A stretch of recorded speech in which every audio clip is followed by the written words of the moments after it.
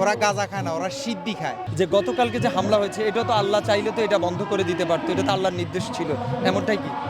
আমি এটা আল্লাহর নির্দেশেই ওদের ভিতরে আল্লাহ ঢুকিয়ে আমার বাড়িতে হামলাটা করছে। আপনার যেসব বক্তব্য, এই বক্তব্যগুলোর কারণে হামলা করেছে, তাহলে আপনার বক্তব্য যেগুলো দিয়েছেন আপনি কি সেখানে একমত কিনা, আপনি সঠিক বলেছেন কিনা? আসলে আমি তো আমার যতটুকু জ্ঞান, আমার মেধা প্রজ্ঞা, আমি অতটুকুই বলছি। এটাকে কিছু ইউটিউবার এডিট করে কাটসিট করে ওরা না আমাকে ফসাইছে। তো আমি যে কথাটা ওরা প্রচার করছে, আমি গাঁজা জায়েজ বলছি। আল্লাহ উপরে আছে এবং কি আমার মুর্শিদ সাক্ষী, আমি গাঁজা জায়েজ বলি নাই। আবার আপনার মাধ্যমেও বলতেছি আমি গাঁজা জায়েজ। আমি বলছি যে নিশা হারা পয়েন্ট গাঁজা আপনি সেবা করতে পারবেন। আর আল্লাহ পাক রব্বুল আলামিন সূরা আর রহমানের মধ্যে বলে ফাবিয়া ইয়া আলাই রব্বুকুম আতুকাজ্জিমান, তুমি কোন নিয়ামতকে অস্বীকার করবা? গাঁজা আমার আপনার 14 গোষ্ঠীর বাপে কেউ বানায় নাই। এটা কে বানাইছে? আল্লাহই সৃষ্টি করছে। আর এবং কি সব কিছুর মধ্যে লিমিট খরচ করলে অতিরিক্ত কিছুই ভালো না, ওইটা বলছি। গাজার বিষয়টা আপনি বলেছেন আল্লাহর সৃষ্টি, আল্লাহ কেন সৃষ্টি করেছে? আসলে আল্লাহ পাক রব্বুল আলামিন গাঁজা গাছ তো আর আমরা কেউ বানাই নাই, এটা তো সৃষ্টিই করছে আল্লাহ। তা আল্লাহ কোরআনে সূরা রহমানে তো 42 বার না 45 বার বলছে কোন নিয়ামতকে অস্বীকার করতে। গাছ তো এটাও আল্লাহর নিয়ামতের মধ্যেই পড়ে। তো এইটা দেখেন সেনাবাহিনী, বিজিএ, বিডিবি সব আছে, অথচ এর ফাঁকি দিয়া আমাদের পর্যন্ত কেন আসে? আর আসলে অরিজিনাল কত হইলে আমাদের যে লোকগুলা ওরা গাঁজা খায় না, ওরা সিদ্ধি খায়। সিদ্ধি আর গাঁজা এক জিনিস না। আরে সিদ্ধি আর গাজা সিদ্ধির মধ্যে পার্থক্য, এটা তো একই গাছ। একই গাছে, যেমন একই গাছের মধ্যে টক আমও হয়, মিষ্টি আমও হয়, টক বড়িও হয়, মিষ্টি বড়িও হয়।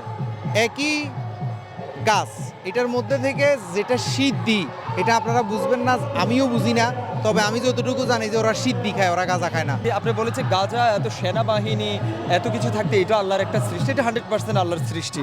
কিন্তু আপনি তাহলে যদি আমরা বলতে চাই যে গতকালকে যে হামলা হয়েছে এটা তো আল্লাহ চাইলে তো এটা বন্ধ করে দিতে পারতো, এটা তো আল্লাহর নির্দেশ ছিল, এমনটাই কি? আমি এটা আল্লাহর নির্দেশেই ওদের ভিতরে আল্লাহ ঢুকিয়ে আমার বাড়িতে হামলাটা করছে। আমি এটার জন্য শুকরিয়া। আবার আল্লাহর নির্দেশে, আল্লাহর শক্তিতে আমার আল্লাহ বাঁচাই দিছে। কিন্তু আমার ভক্তবিন্দু আমি ছিলাম, কিন্তু আমারে ওরা কেন জানি দেখে নাই। আমার আলমারি টালমারি সব উল্টেতে আছে আমার সামনে, আমি বসে রয়েছি।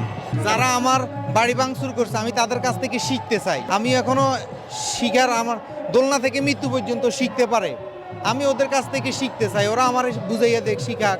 আমি যদি ওদের কথা না মানে, আমি বলছি যে আপনারা আপনাদের পায়খানা ফালাইতে গেলে আমি পায়খানা ফালাবো। আর আমি অতীত বক্তব্য যারা এই কাটসাট করছে তাদের হয়ে আমি নিজেই অনেকবার ক্ষমা প্রার্থনা করছি, ক্ষমা চাইছি। যে আমি, মানুষ বলতেই তো ভুল করে, হয়তো আমি হয়তো বলছি, হয়তো এডিটাররা এডিট করছে, আমি আপনাদের কাছে ক্ষমা চাই। তারপরেও ওনারা আমাকে ক্ষমা করে নাই। আমার বৃদ্ধ মাকে মারছে, আমার বোনটাকে মারছে, আমার সকল কিছু তছনছ করছে। এখন আমি খুব মৃত্যুর মুখে আছি, আমাকে ওরা যেখানে পাবে সেখানে মেরে ফেলবে এই ঘোষণা দিতেছে। আপনারা তো মিডিয়া দেখতেছেন, আমরা 7 সেপ্টেম্বর থেকে প্রতিবাদ করতেছি, শুধু প্রতিবাদে করতেছি। সেনাবাহিনীর কানেও আমাদের প্রতিবাদ পৌঁছে না, পুলিশের কানেও পৌঁছে না। কিন্তু আমরা এই যে আলেম সমাজ স্মারকলিপি যে দিন দিছে, আমি ওই দিন থানায় গেছি, আমি ওই দিন এনএসআইর কাছে, আরে সেনা ক্যাপ্টেনের সাথে দেখা করছি। ওনারা কোনো আমাদের পক্ষে বা বিপক্ষে কিছুই বলে না।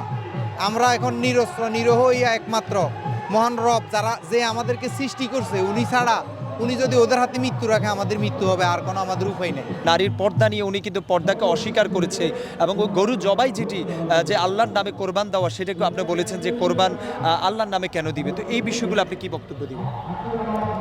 এই বিষয়গুলা এত প্রশ্ন এখন জবাব দিতে পারবো না। এখান থেকে একটা নারী, যে সুন্দর নারী, যে আমরা দুজন একসাথে যাচ্ছি, দুজনের পলক কিন্তু সেই নারীর দিকে যাবে, এটা আর শয়তান আদুব্বুল ইনসান, শয়তান তো মানুষের শত্রু, ধোঁকা দিতেই পারে।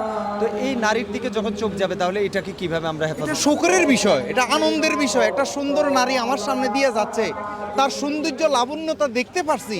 আল্লাহ বলছে আমার সৌন্দর্যকে উপভোগ করো। তো একটা নারী যাচ্ছে, আমি তো এটা উপভোগ করবো, আনন্দের বিষয়। আমরা যদি একটা গরু জবাই করে বিসমিল্লাহ আল্লাহু আকবার না বললে তো এটা হারাম হয়ে যাবে। যদি বিসমিল্লাহ না পড়লে তো ওই গরু খাওয়া জায়েজ হবে না। বিসমিল্লাহ শব্দের অর্থ কি? বিসমিল্লাহির রহমানির রহিম, আমি শুরু করিলাম আল্লাহর নামে। তা আল্লাহর নামে বুঝি গরু জবাই শুরু করবেন, আর কিছু বুঝি নাই।